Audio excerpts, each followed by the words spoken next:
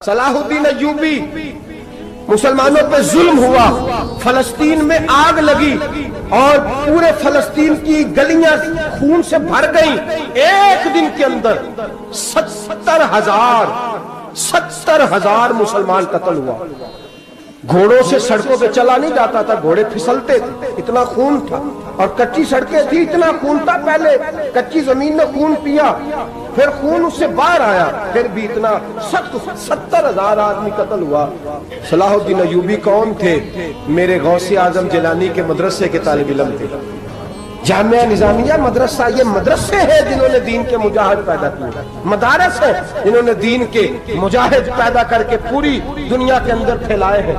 مدارس کے اندر دہشت گردی آئی، میں اختلاف نہیں کرتا، لیکن ابھی بھی مدرسے ہیں جن مدرسوں سے رسول اللہ کے دین کا سچا درس دیا جاتا ہے، امن پیار اور محبت کی فضا کو عام کیا جاتا ہے وہ مدارس، اور انشاءاللہ قیامت کی صبح تک وہ مدرسے قائم رہیں گے۔ صلاح الدین ایوبی مدرسے کے طالب علم ہے، مدرسے کا، لیکن مدرسہ اس کا تھا جو ساتھ درویش بھی تھا۔ صلاح الدین ایوبی اکیلا اپنے دوستوں سے کہنے لگا مسلمانوں کی مدد، چند سالوں میں نکلو مدد کریں۔ انہوں نے کہا تیرے نکلنے سے کیا ہوگا؟ کہنے لگا میں نے نہیں نکلنا، میرے اللہ نے میری مدد کرنی ہے، میرے اللہ نے میری اٹھ باندھ کمر کیا ڈرتا ہے، پھر دیکھ خدا کیا کرتا ہے، اور میں مجھے نکلنے دے، اللہ میری مدد کرے گا۔ تھوڑا تھوڑا کر کے فوج جمع کی، کوشش کی۔ چند سالوں کے بعد اسی جگہ جہاں مسلمانوں کا خون بہا تھا، اللہ نے اسلام کا جھنڈا پھر سے بلند کر دیا۔ صلاح الدین ایوبی فاتح بن کے مسجد اقصی کے دروازے پہ کھڑا ہے۔ چند سال گزرے، عیسائیوں کا اپنا وہ ظلم ابھی یاد ہے، اور عیسائی سارے لیڈر کہتے ہیں تیاری کر لو، اب ہمارے بچے کاٹے جائیں گے، عورتیں بیوہ ہوں گی، گردنیں کٹیں گی، اب دیکھنا جتنا خون ہم نے بہایا تھا مسلمان اس سے دگنا بہائیں گے۔ صلاح الدین ایوبی گھوڑے پہ کھڑے ہیں اور پوچھتے ہیں او عیسائیوں بتاؤ تمہارے ساتھ کیا کروں؟ گردنیں جھک گئیں، جواب کوئی بھی نہیں۔ تم نے 70,000 مسلمان ایک دن میں مارا تھا، بولو تمہارے ساتھ کیا کروں؟ تم نے ایک دن میں مسلمان یوں کاٹے جیسے گاجر مولی کاٹی جاتی ہے، بولو کیا کروں؟ عیسائی کہنے لگے ہمیں اپنے ظلم یاد ہے، تشدد یاد ہے، بربریت یاد ہے، تو بہتر جانتا ہے تو نے کیا کرنا ہے۔ صلاح الدین ایوبی گھوڑے پہ فاتح کھڑا ہے، آنکھوں میں آنسو آئے، تڑپ کے رویا، کہنے لگا میں تمہارے ساتھ وہی سلوک کروں گا جو میرے مصطفیٰ نے قریش مکہ کے ساتھ فرمایا تھا، لا تصریب علیک، جاؤ تم پر کوئی زیادتی، جاؤ تم آزاد ہو۔ اس نے کہا تو کر کیا رہا ہے؟ کہنے لگا میں کیا کروں، میں اس محمد کا ماننے والا ہوں جس نے معاف کرنا سکھایا ہے صلی اللہ علیہ وسلم، میرے پیروں میں زنجیر ہے رسول اللہ کی غلامی کی، جاؤ تم آزاد ہو۔ اس نے کہا تم آزاد ہو، لوگوں نے کلمہ پڑھنا شروع کر دیا، اشہد ان لا الہ الا اللہ واشہد ان محمدا عبدہ۔ سارے قبیلے کے کچھ نہ کچھ لوگ مسلمان، ایک قبیلہ رہ گیا مسلمان نہیں ہوتا۔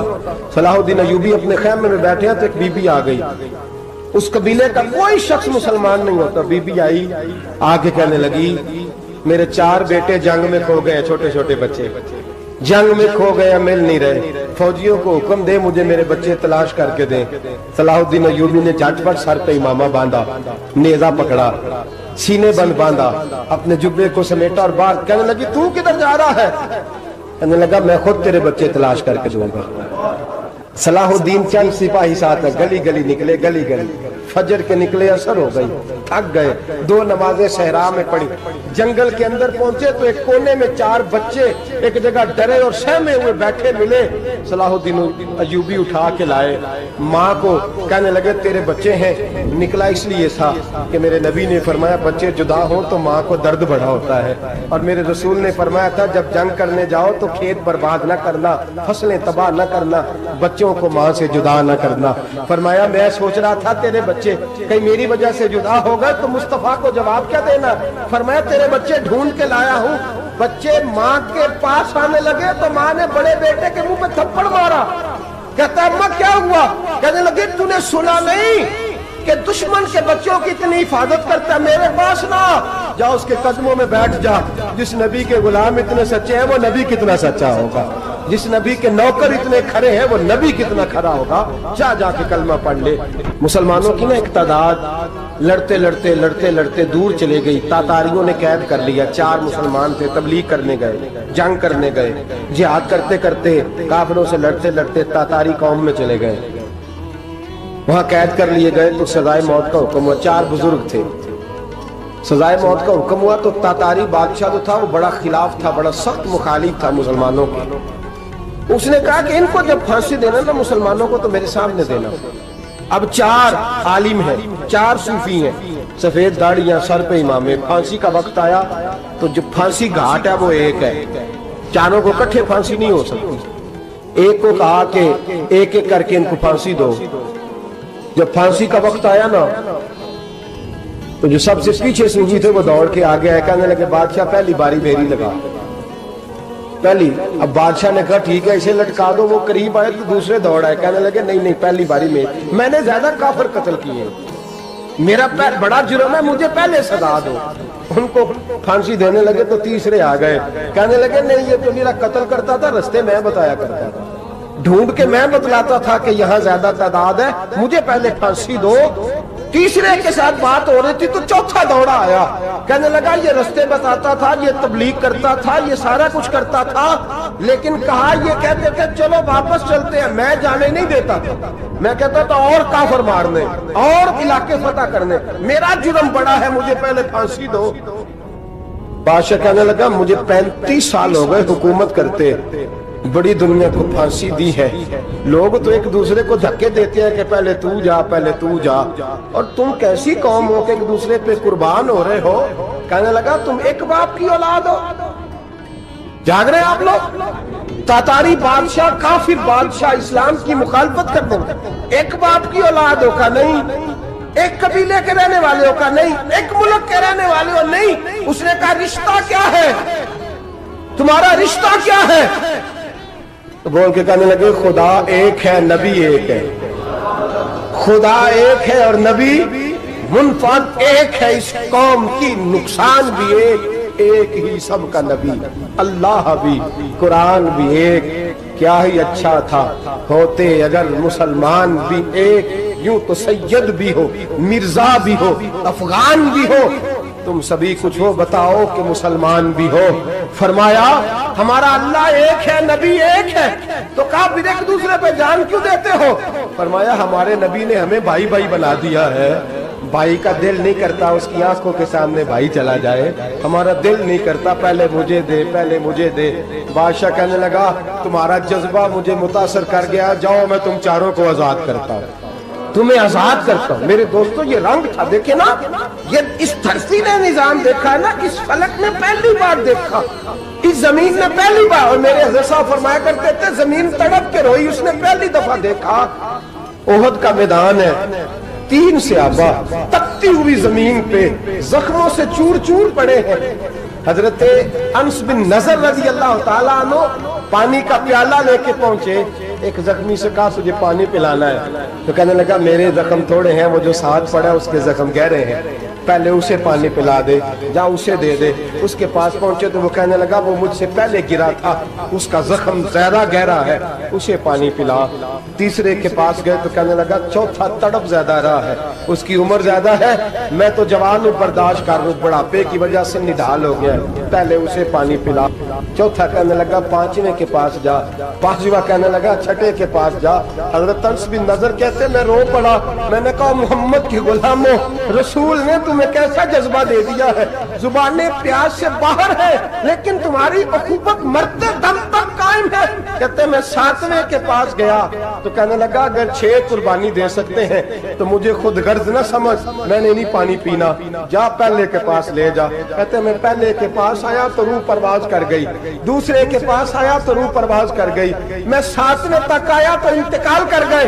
कहते पानी का प्याला मैंने उठाया और मैंने जमीन पे रखा तो मैंने कहा पानी कमा रहना, मोहम्मद के गुलाम मर तो जाते हैं पर एक दूसरे का ख्याल बड़ा रखा करते हैं, गवा रहना ये मर जाया करते लेकिन एक दूसरे का दर्द। मेरे दोस्तों लुटा हुआ बर्मा, रोते हुए मुसलमान, सिसकियां और आहें लेती हुई माएं पूछती हैं ए खासा ए खासा ने रसूल वक्त दुआ है, امت پہ تیری آ کے عجب وقت پڑا ہے، وہ دین جو بڑی شان سے نکلا تھا وطن سے، پردیس میں وہ دین آج غریب الغربا ہے۔ فریاد ہے اے کشتی امت کے نگہباں، بیڑا یہ تباہی کے قریب آن لگا ہے۔ اور کیا خوبصورت جملے کہے تھے کہ نبی پاک صلی اللہ علیہ وسلم نے، حضور نے فرمایا تھا میرا مومن ایک جان کی طرح ہوتا ہے، ایک جان کی طرح ہوتا ہے، ایک کو تکلیف ہو جسم کے ایک حصے کو سارا حصہ پریشان ہوتا ہے۔ فرمایا یہ ایک مکان کی طرح ہے، ایک اینٹ دوسری اینٹ کو مضبوط کرتی ہے۔ فرمایا یہ مضبوط لوگ ہیں، یہ مضبوط لوگ۔ حضرت عمر فاروق کا زمانہ ہے، ایک آدمی نے سیری بھیج دی ایک گھر میں بطور تحفہ، قحط کا زمانہ تھا، گوشت ملتا نہیں تھا، جانور، ایک آدمی نے سیری بھیج دی ایک آدمی کے گھر میں۔ اس نے کیا کیا؟ اس نے اپنی بیوی سے کہا ہماری تو خیر ہے، ساتھ والا پڑوسی زیادہ غریب ہے، ادھر نہ بھیج دے، یہاں گندم امیر شہر کی ہوتی رہی خراب، اور بچی کسی فقیر کی فاقوں سے مر گئی۔ کہا ساتھ والے پڑوسی کے گھر سے میں کئی دنوں سے بھوک کی آوازیں، وہاں بھیج دے۔ اس کے گھر گئی تو اس کی بیوی شوہر کو مشورہ دیتی ہے، کہتی ہے میرے بچے تو دلیر ہے، ساتھ والے کے چھوٹے ہیں، وہ گزارا نہیں، ادھر نہ بھیج دے۔ ادھر گئی۔ ایک روایت ہے 7 گھر، ایک روایت ہے 21 گھر۔ 21 گھروں میں گھومتی ہوئی وہ شریف پھر پہلے کے گھر میں آ گئی، اور پہلا صحابی کہنے لگا صرف تو نے ہی محمد کا کلمہ نہیں پڑھا، باقی بھی اس نے بھی پڑھا ہوا ہے، صرف تو نے ہی رسول اللہ سے یہ درس نہیں لیا، باقیوں نے بھی لیا ہے، اور صرف تیرے اندر ہی جذبہ اظہار نہیں، تو ہی صرف مسلمانوں سے پیار نہیں کرتی، سارے ہی پیار کرتے ہیں۔ وہ شریف پھر آ گئی، اب کیا کرنا ہے؟ اب کیا کرنا ہے؟ امام نبوی نے لکھا ہے، وہ کہنے لگی کرنا کیا ہے؟ پکاؤں گی میں اور کھائیں گے 21 گھر، پھر بھی اکیلے نہیں کھائیں گے، پکاؤں گی میں اور کھائیں گے 21 گھروں کے مطابق شوربہ پکا، اور پھر برتن میں ڈال کے وہ بی بی ایک گھر کا دروازہ کھٹکھٹاتی ہے، کہتی ہے مصطفیٰ کے غلاموں نکلو باہر اور کھاؤ، اس لیے کہ جس نبی نے مجھے پیار کا حکم دیا اسی نے تمہیں بھی پیار کرنا سکھایا ہے، یہ رنگ چشم فلک نے سکھایا ہے۔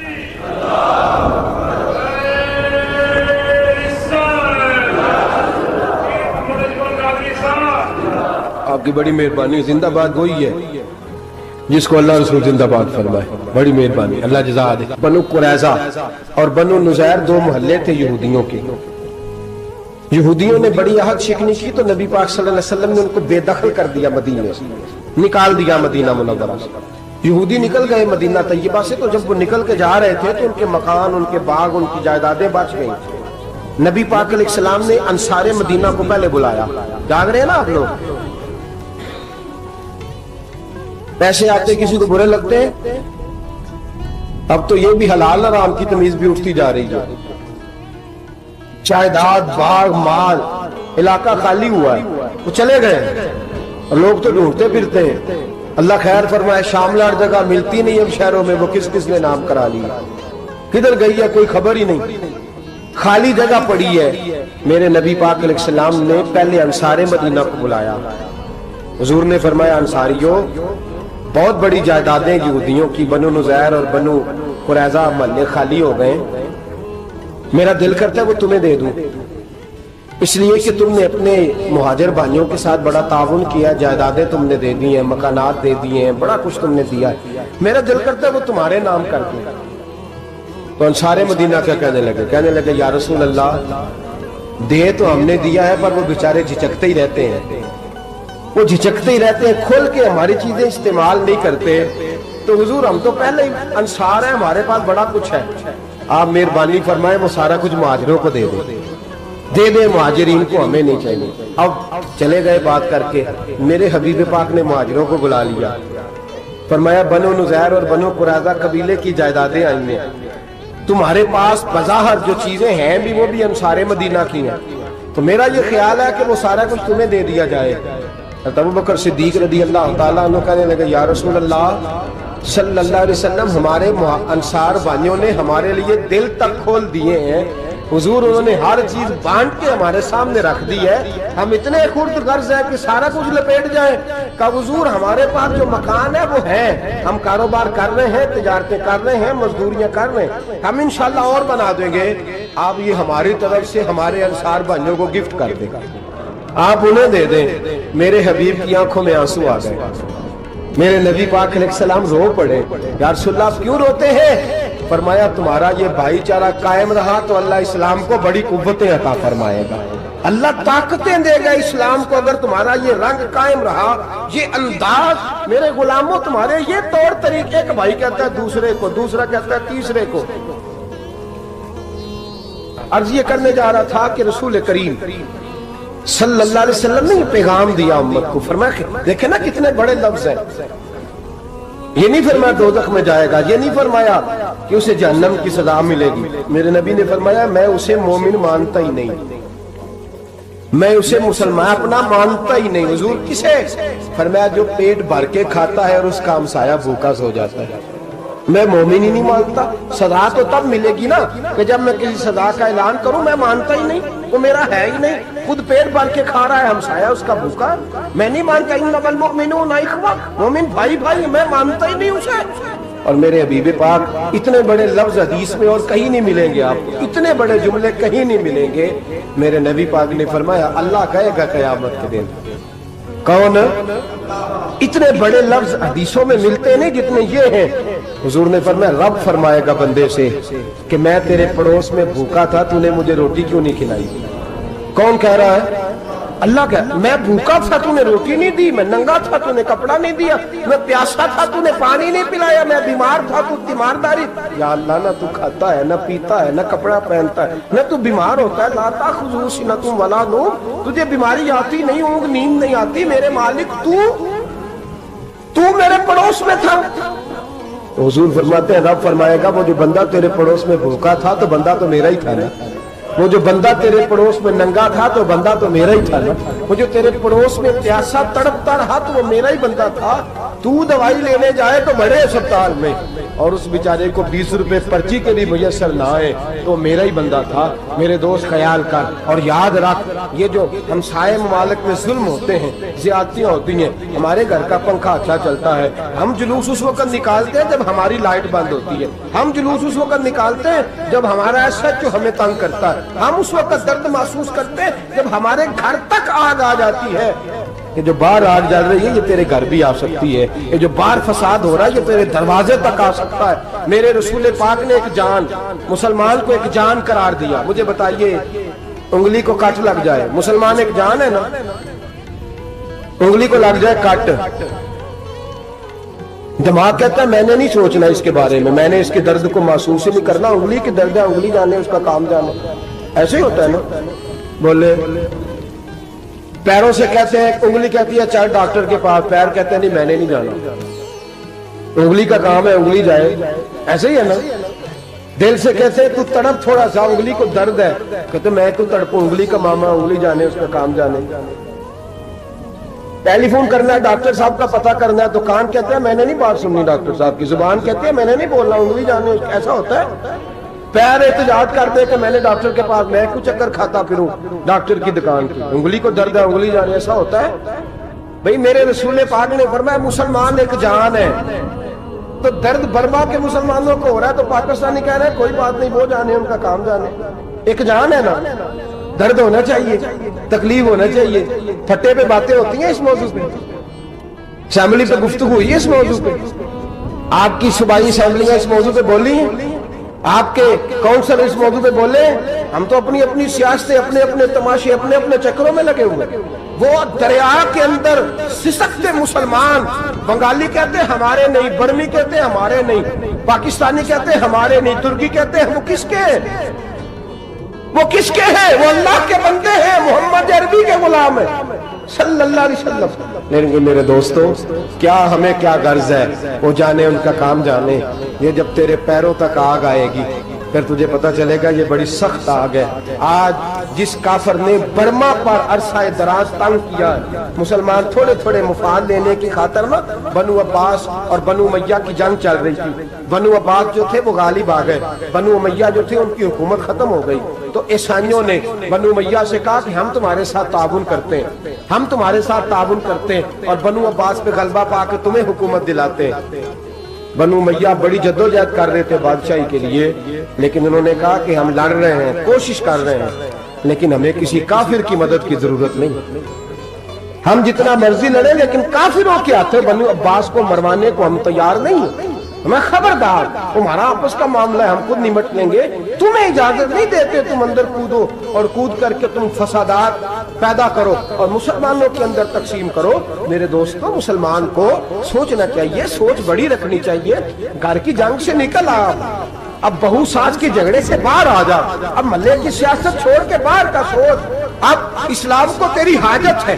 अब पूरी दुनिया जब मुसलमान को देखे ना, फेसबुक यूज होती है, उस पर नौजवान जब इस्लाम की बात करने लगेगा, उस पर जब बड़ा इस्लाम की बात करने लगेगा, पूरी दुनिया में पैगाम जाएगा कि मुसलमान अब जागने लगा है, मुस्लिम खाबीदा बेदार होने लगा है, अब इसकी आंखें खुलने लगी है, अब ये अपने मजहब की बात करता है, अब ये अपने मुल्क से, सूबे से, बरादरी से निकल कर बोलता है, अब ये कहता है कि बाजू तेरा तौहीद की कुव्वत से कवी है, इस्लाम तेरा देश है, तू मुस्तफवी है। अब ये बड़ी सोच रखता है, अब ये आलमी बात करता है।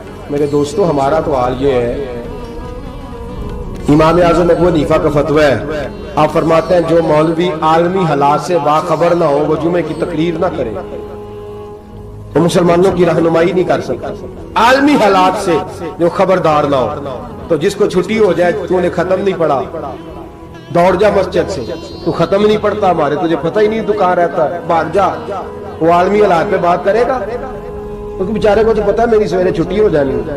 सियासत का लफ्ज छेड़ा नहीं तो मैं गया नहीं। याद रखे, वो जो बेदारी है, वो जो आला ज़र्फी है, वो जो बड़ी सोच है, वो जो मिल्लत की सोच, वो जो कौमियत की सोच है, वो जो आगे बढ़ने का ज़ाविया, वो तो अंदर इकबाल कहते हैं गला तो घूंट दिया अहले मदरसा ने तेरा, गला तो घूंट दिया अहले मदरसा ने तेरा। तुझे तो मदरसे वालों ने प्लेट पकड़ा दिया कि जा सवेरे लंगर इकट्ठा करके ला और दोपहर को रोटियां मांग के ला और देख आज मरा कौन है, खत्म किसका पढ़ना है, तो गला तो घूंट दिया अहले मदरसा ने तेरा। अब कहां से आएगी सदा ला इलाहा इल्लल्लाह, तो घूंट दिया तेरा गला, तू कैसे बड़ी बात करेगा। बड़ी बात के लिए बड़ी सोच चाहिए, बड़ी तगोदो चाहिए, बड़ी कोशिश चाहिए, बड़ा हौसला चाहिए।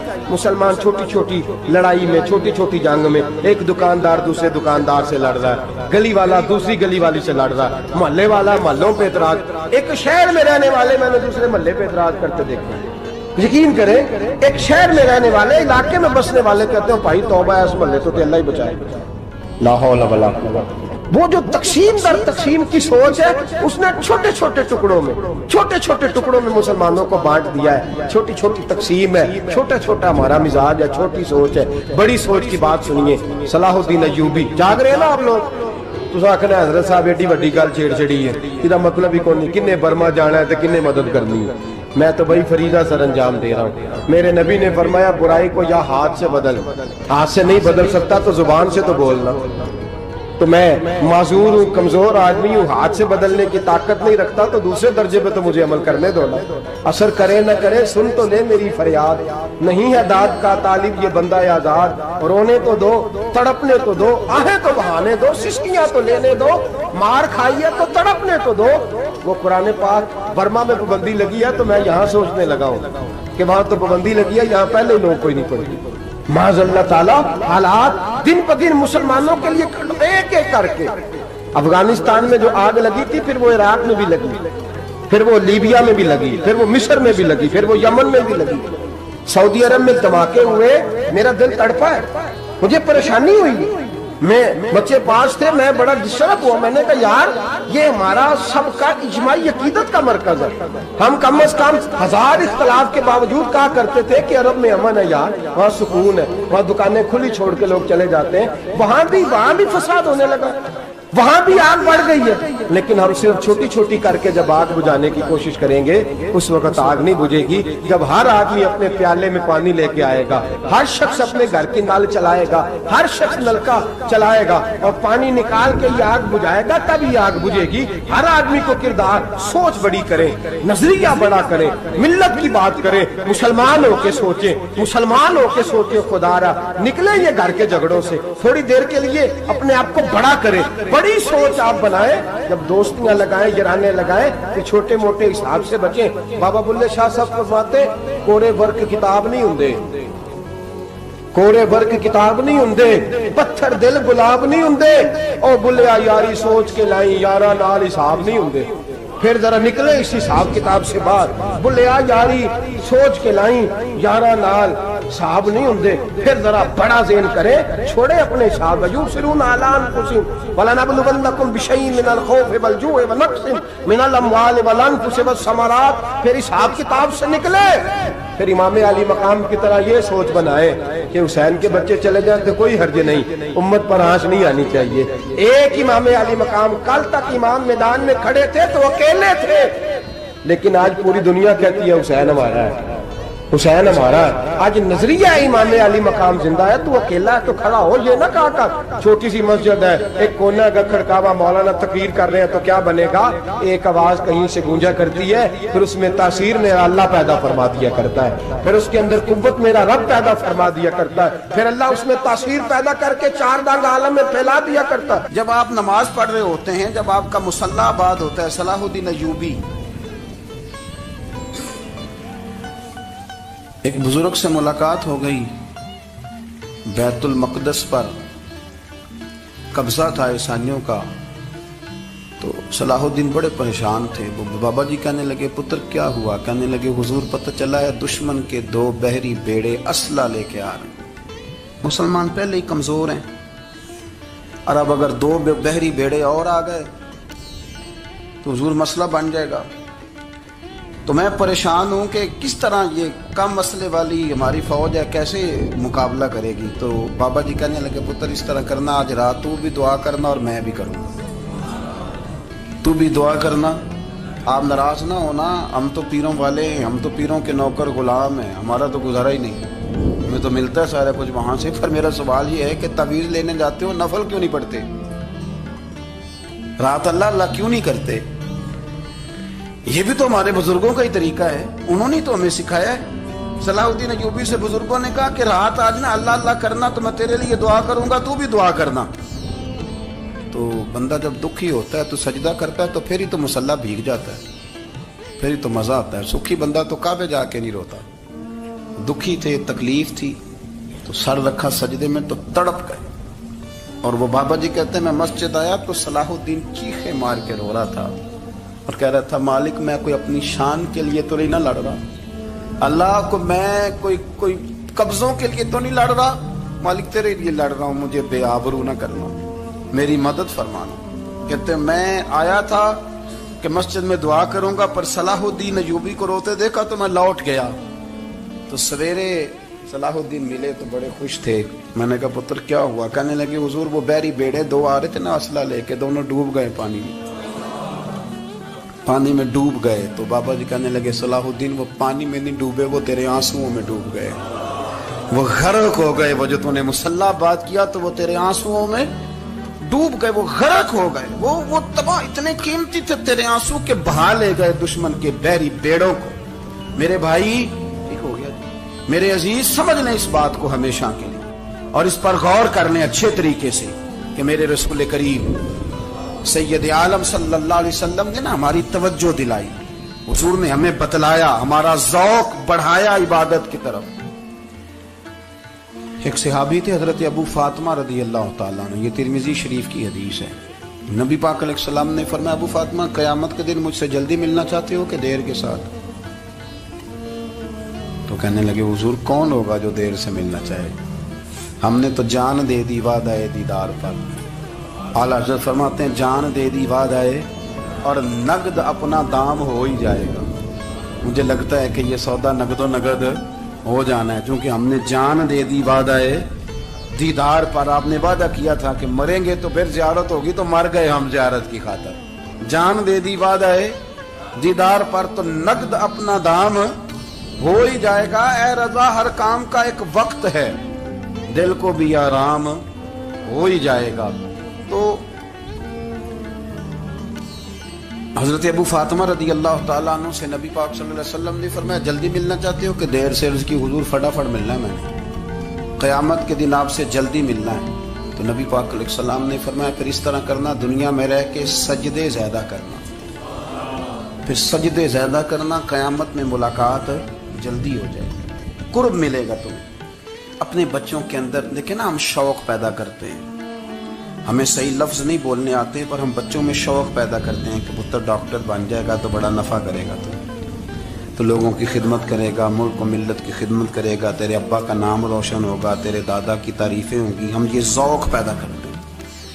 ہم اپنے نوجوانوں کے اندر یہ فکر پیدا کرتے ہیں، انہیں ہم سمجھاتے ہیں کہ میاں جب تم پڑھو گے، محنت کرو گے تو فلاں آدمی کی طرح تمہارا نام ہوگا۔ یہ جتنا ذوق ہم بچوں کے اندر ان چیزوں کا پیدا کرتے، ہمیں حکم ہے کسی طرح ہم ذوق پیدا کریں کہ پتر نماز پڑھے گا تو اللہ راضی ہو جائے گا، تو سجدہ کرے گا۔ دیکھیں نا، میرے رسول کریم علیہ السلام نے فرمایا 7 سال کے بچے کو مسجد لے کے جاؤ، یعنی اسے شوق دلاؤ، اس کے اندر یہ خاصیت پیدا کرو کہ اس کا دل کرے مسجد میں جانے کو، اس کے اندر یہ خصوصیات لاؤ کہ وہ ہمارے ہاں نا ہر چیز کو پروموٹ کیا جا رہا ہے، ہر چیز کو، یعنی سر سنگیت سکھانے کے لیے اکیڈمیاں بن گئی ہیں، ہر شے پروموٹ ہو رہی ہے، عبادت کا جذبہ کم ہوتا جا رہا ہے، اللہ کا ذوق ہمارے اندر نہیں رہا۔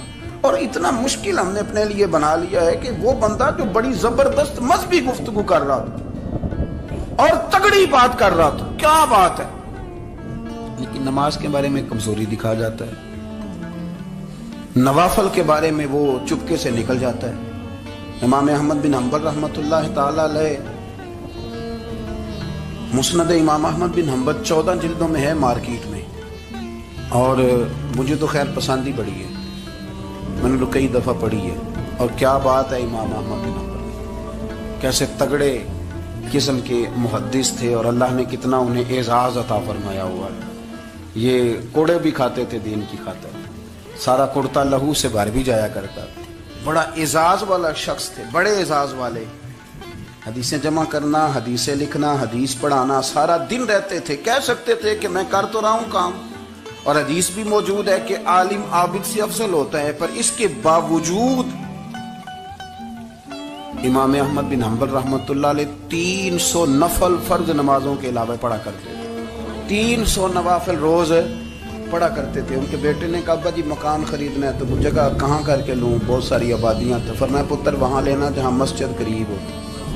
میرے رسول کریم سید عالم صلی اللہ علیہ وسلم اتنا پسند کرتے مسجد کو، اتنا پسند کرتے نماز کو، کہ رسول کریم صلی اللہ علیہ وسلم تہجد کی نماز بھی پڑھتے، پھر حضور فجر کی نماز بھی پڑھتے، نبی پاک وتر کو الگ کر کے پڑھتے، عشاء کے ساتھ نہیں پڑھتے۔ یہ تو ہم اس لیے اجازت دی ہمارے بزرگوں نے کہ بعد میں اٹھے گا کون علیحدہ وتر پڑھنے کے، عشاء کے ساتھ پڑھ لیں، وتر پڑھتے، تہجد پڑھتے، فجر پڑھتے، اشراق پڑھتے، چاشت پڑھتے، پھر مغرب کی نماز کے بعد 6 رکعت اوابین پڑھتے، پھر رات کو صلاۃ اللیل پڑھتے۔ سیدہ عائشہ صدیقہ کہتی ہیں زمانہ سو جاتا اور میرے رسول مصلی بچھا کے کھڑے ہو جاتے، او یار کھیتی باڑی کر کے نہیں، محنت مزدوری کر کے نہیں۔ جناب عائشہ کہتی ہیں میں یہ بھی دیکھتی کہ حضور ایک آیت شروع کرتے تو ساری رات اسی کو پڑھتے، اور میری نظر جاتی تو قدم مبارک پہ ورم آ جاتا۔ یار نماز پڑھ کے اتنی مشقت کر کے، اتنی جد و جہد کر کے ورم آ گیا، یا رسول اللہ اتنی محنت کیوں کرتے ہو؟ فرمایا افلا اکون عبدا شکورا، کیا میں اپنے رب کا شکر گزار بندہ نہ بنوں؟ صحابہ کا ذوق عبادتوں کا، ریاضتوں کا، تلاوتوں کا، طبیعت ہے ان کی، وہ ایک دوسرے کو، حضرت مولا علی شیر خدا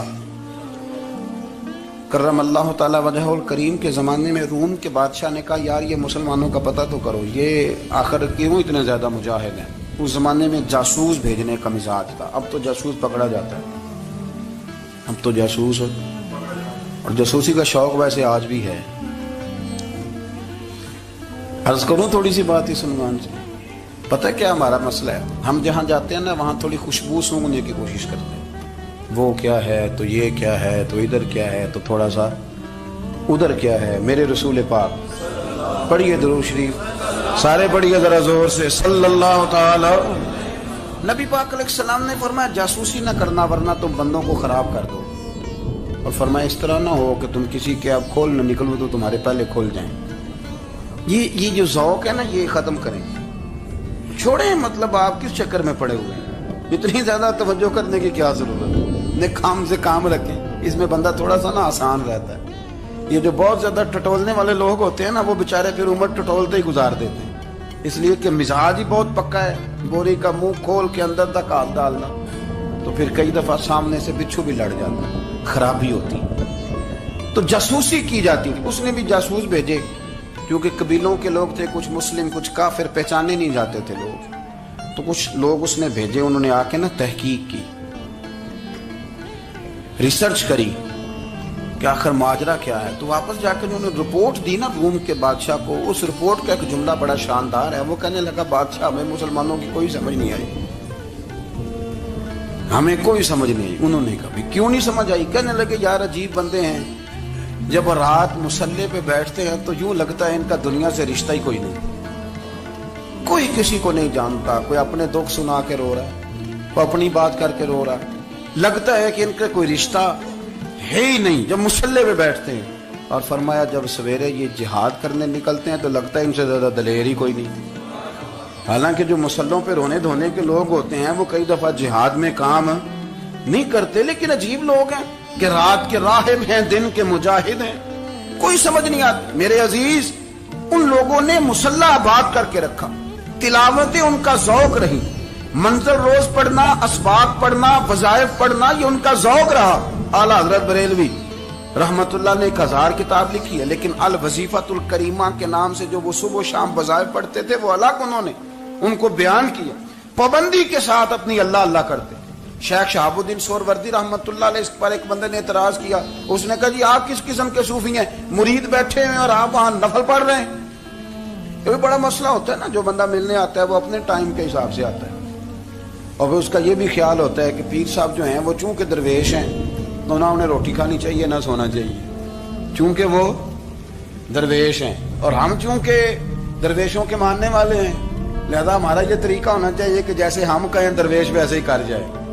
حالانکہ جس کو آپ درویش کہیں گے آپ اس کی مانیں گے, آپ منوائیں گے نہیں, ہمارا مزاج ہوتا ہے.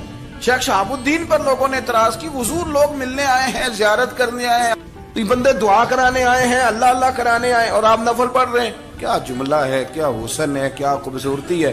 فرمانے لگے رب رسول سے مانگنے کے لیے مصلی بچھایا ہے, اگر وہاں سے مانگوں گا نہیں تو تمہیں دوں گا کیا, پہلے مجھے کچھ لے تو لینے دو, اگر میرے پلے کچھ ہے ہوگی تو آگے دوں گا نا. تو میں مانگنے گیا تھا کہ یا اللہ دے, تیرے بندے لینے آئے دے, تو میں کچھ لوں گا تو آگے دوں گا نا.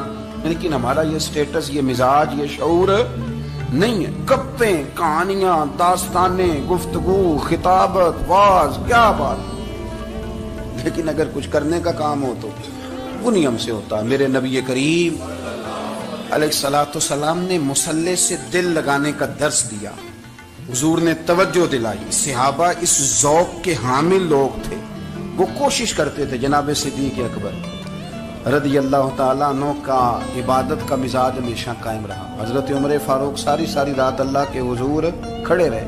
حضرت عثمان غنی رضی اللہ تعالیٰ عنہ عشاء کی نماز پڑھ کے 2 رکعتوں کی نیت باندھتے تھے. 15 سپارے پہلی رکعت